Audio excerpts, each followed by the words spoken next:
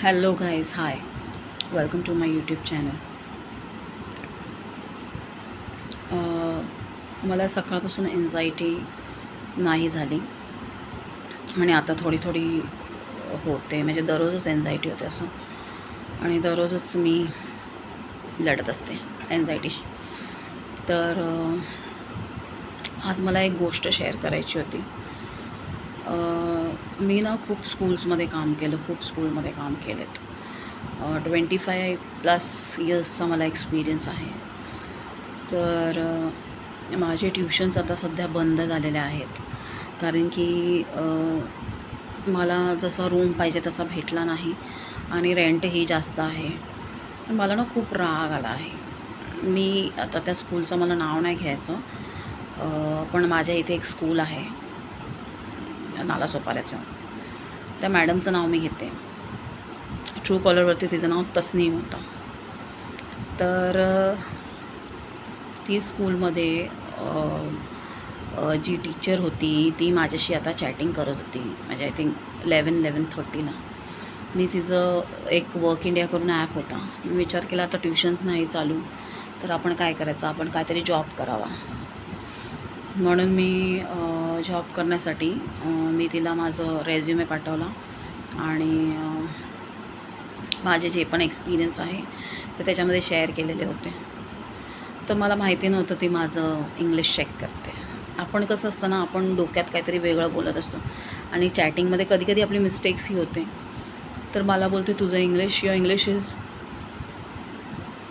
Weak, your English is weak. आणि काय मला बोलली, your expectation is high, your expectation is high बोलली.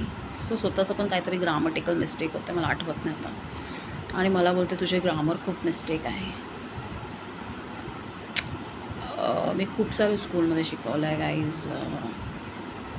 शेतविद्या मंदिरमध्ये मी शिकवलं आहे, चंद्रेश रोडामध्ये शिकवलेलं आहे, आणि क्लॅरिजिस करून एक स्कूल आहे तिथेही शिकवलं आहे. आणि तिथे इंग्लिशच बोलायला लागतं. तिथे काय हिंदी मीडियम स्कूल नाही आहे. पण ही ह्या जी स्कूलच्याबद्दल मी बोलत आहे, मला त्या स्कूलचं नाव नाही घ्यायचं, मेन्शन नाही करायचं, पण जे मॅडम आहे त्यांचं नाव मी घेतलेलं आहे. कोण आहे माहीत नाही, तस्नीम करून. ती मला बोलते की युअर इंग्लिश इज वीक. आणि पण मला एक समजत नाही, तुमचं इंग्लिश पण कुठे चांगलं होतं मॅडम. मी पण तुमच्याची, मला माहिती नव्हतं की तुम्ही माझं इंग्लिश चेक करतायत. असं जर माहिती असतं तर मी पण तुमचं इंग्लिश स्टार्टिंगपासून चेक केलं असतं, जे तुम्ही शॉर्टकटमध्ये बोलत होतात. इवन ग्रॅमरमध्ये शॉर्टकटमध्येही बोलायचं नसतं जर तुम्ही माझं प्रॉपर ग्रॅमर काढतायत ते. At present where are you working, present पण नीट लिहिलं नव्हतं. PRSNT लिहिलेलं वाटतं, एस पण नाही. ते तर मी बोलते एस, माहीत नाही, मला आठवत नाही. माझ्याकडे पूर्ण चॅटिंग लिस्ट आहे तिची. तर असं आहे. आणि डायरेक्टली हे सगळं मला बोलते. आणि माझा असं विचार आहे, आपण चॅटिंगवरती कसं काय कोणाला जज करू शकतो ना. आणि दुसऱ्यांना कधी पण खाली पाडून आपण वरती नाही जाऊ शकत मॅडम, आहे ना. मला माहीत नाही, मला तिने असं बोलली ना, मला फरक तर नाही पडला, पण मला खूप चिड आली. म्हणजे आपण ज्या फील्डमधून आहे त्याच फील्डचं आपल्याला कोण काय बोललं तर मग राग येतो ना. फॉर एक्झाम्पल सांगते, डॉक्टर वगैरे असेल किंवा इंजिनियर असेल, त्याला बोललं अरे काय काम करतो आहेस तू, तो ये तूच कर. अरे म्हणजे आपण आपल्या फील्डचं आपल्याला माहिती आहे, आपल्याला नॉलेज आहे, आणि त्यालाच ती बाई बोलते की तू बरोबर नाही करत. मग ठीक आहे, तू करते ना बरोबर, ऑल द बेस्ट. दुसऱ्याला खाली पडून आपण कधीच वरती नाही जाऊ शकत, हे लक्षात ठेवा.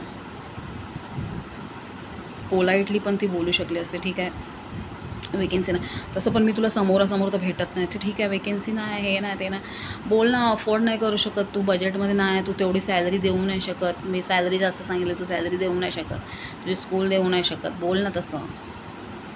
हां, नाही तर जाऊ द्या. लोक आपल्यामध्ये कमी काढतात कारण की त्यांच्यामध्ये कमी असते. येस, हे लक्षात ठेवा.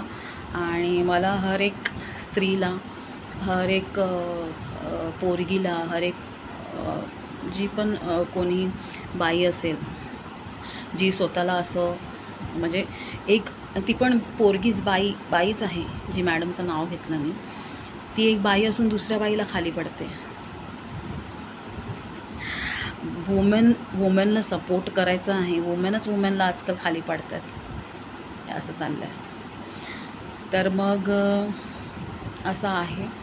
तर कसं असतं ना, आपण म्हणजे मला कोणी काय बोललं ना तरच मी समोरच्याला बोलते, नाहीतर मी बोलत नाही कधीच. माझ्यामध्ये ती उंगली करायची सवयच नाही आहे, असं आहे. तर मग आपण एकामेकाला सपोर्ट करूया. आणि मी सगळं तेच मी बोलत होते की सगळे स्त्री, वुमेन्स, गर्ल्स जे पण आहे, जर तुम्हाला कोणीही वुमेन असू द्या, माणूस असू द्या, कोणीही बोललं की तुम्ही कमी आहात, याचा अर्थ तो कमी आहे किंवा ती कमी आहे. तुम्ही कमी नाही आहात, तुम्ही जास्त हाय आहात, तुम्ही जास्त व्हॅल्यूचे आहात, हे लक्षात ठेवा आणि पुढे जावा. असे गाढवं भेटत राहतात. ठीक आहे. All the best. Love bye.